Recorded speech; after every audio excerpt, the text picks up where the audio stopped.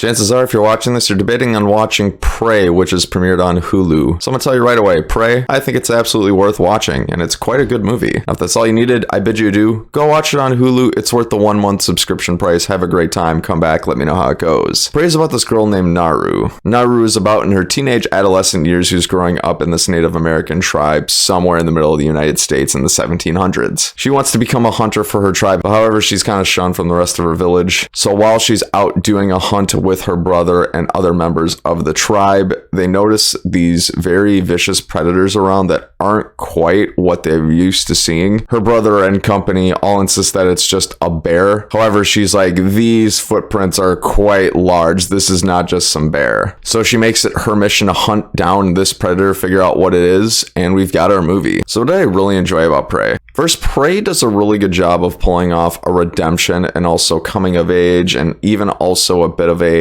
underdog story. It's really all three of those things rolled into one, and I think this movie pulls that off in spades. Naru, played by Amber Midthunder, you really root for her, and the movie really gets you to empathize and get on board with her character. You want her to prove the rest of her tribe wrong. You're like, you go girl, come on, you can do this, and it really makes the movie really worth experiencing. And the movie does a great job of showcasing that she's actually smarter and a little bit more logical and reasonable than everyone else around her, which also proves her excellence. And to have a really good underdog story, you've got to have a likable protagonist, and I think that Prey does so with Naru, and I think Amber Midthunder does a great job of pulling that off as well. Additionally, I thought the movie's pacing was actually pretty spot on. For the first majority of this film, it is introducing you to Naru and company and the rest of the characters that you'll need to know, and then it logically steps into her quest, the rising action, the falling action, the conclusion of it all, and I think it really walks that line appropriately to where this hour and about 30-minute film feels right. The film doesn't feel too short, it doesn't feel too long, it's got that sweet spot, and it made the experience honestly a lot better for me personally. Additionally, I really like the craftiness of Prey. It just pulls off a lot of things differently. To take this overall concept and apply it way back in the 1700s, you can't help but really think how this would go down. This super technologically advanced predator who's hunting down these very primitive species with very primitive weapons like bows and arrows. That's a really interesting idea, and I think that's where this movie excels the most. On the surface, you would think that this predator is just gonna run rampant